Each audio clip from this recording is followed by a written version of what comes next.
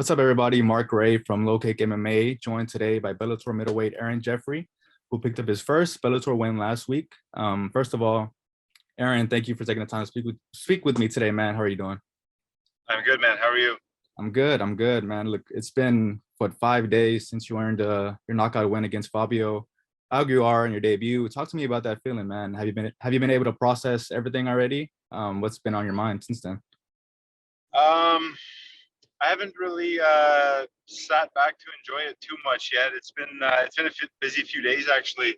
I was with my family out in Connecticut, and then we drove back, which was like probably a 9-hour drive, and then I got right back in the gym, and now I'm heading to my girlfriend's family place, which is like another 6-hour drive. But I'm gonna take this weekend off and finally relax and maybe enjoy the win a little bit. Yeah, I'm sure it was a long first Bellator week. How was that fight week? I know it was a bigger stage this time, so tell me about that. It was cool, man. It was good. I got there on Monday, so like 5 days early. Did a bunch of media stuff. Fight week's always nice. It's kind of like a mini vacation. You're just in the fighter hotel and you don't have a lot to do, so you just kind of like chill, watch TV, and rest and relax. Was it everything you expected it to be? Yeah, man, it was cool. Like everything was very professional, very well organized. Like they give you a schedule, you know where you got to be and when. So yeah, it's really nice. Now talk to me through the fight, man. In the first round, you had him in a deep choke, but you weren't able to finish it there. Did his resiliency during that submission surprise you a bit? Yeah, I was very surprised because that was just about as deep as it gets. And he was like gargling and making noises, and I thought I had it for sure. I had like one choke. I switched off to another one. But I mean, after like a minute of a choke that tight, you kind of realize the guy's not going to tap. I knew I was going to have to put him to sleep or kind of move on to something else. Right. And then moving on to the second round, man, you had him clinched up against the cage. You hit him with some heavy elbows and knees that got you the finish. How did you see that opening? Was it something that kind of just came out of the blue, or what were you thinking in that moment? No, I don't throw that elbow training because you can't really throw it training at your training partners, but I kind of show it a lot and I drill it and I rep it and I kind of visualized it before the fight. Like I've seen him, how he fights, he clinches up a lot, but nobody was like dirty with him in the clinch. Nobody kneed him, nobody elbowed him. And I thought that stuff was going to be there. And yeah, I threw the elbow and it connected and started the finish. And after the fight, man, you mentioned that you'd be interested in fighting in Canada down the road. How much does Canada mean to you, man? And how much would it mean for you to fight at home on such a big stage like Bellator? It would be nice just because more family and friends would be able to come. It would be a bit easier for me for travel probably, but I don't know, man. I'm not like a super patriotic guy or anything, so it's not important in that way. I think it would just kind of make things easier for me and whoever wanted to come watch me. Right. And I know you picked up your first win just last week, man. But how soon would you like to be back in there? I know you mentioned that you're back training already. So is there like a time frame that you have in mind?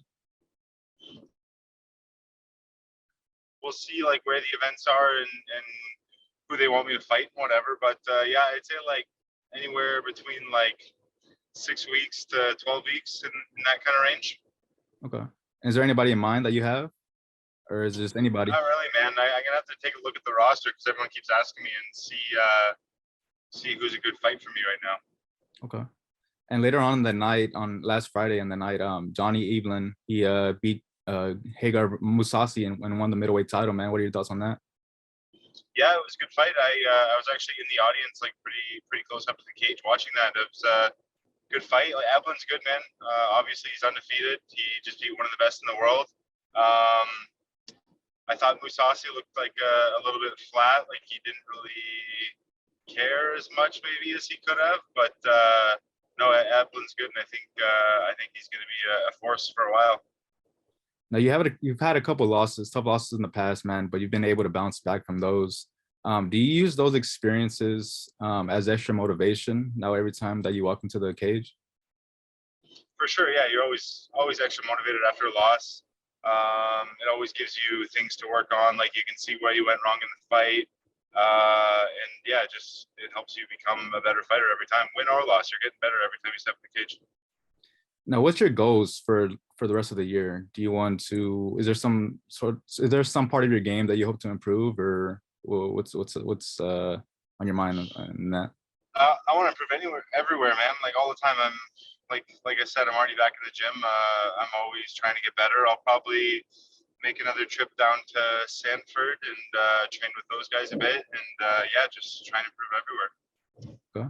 And before I let you go, man, you mentioned after your debut that you fight not only for yourself, but for your coaches and your family. How much do they mean to you, not only as a fighter, but as a human being? A lot, man. Like that's a big reason why I do this stuff. Like these people, they kind of go through it with you, right? Like they support me. They got to deal with my shit when I'm tired and grumpy and I'm not coming to family events or spending time with people because I'm in the gym. So to get the wins and make them proud is huge. Well, I appreciate it, man. I don't want to take too much more of your time, man. And yeah, just I thank you again for taking the time to speak with me. Thanks for having me. Make sure to subscribe to the LowKick MMA YouTube channel for all the latest news, event previews, and interviews with some of the biggest stars in MMA.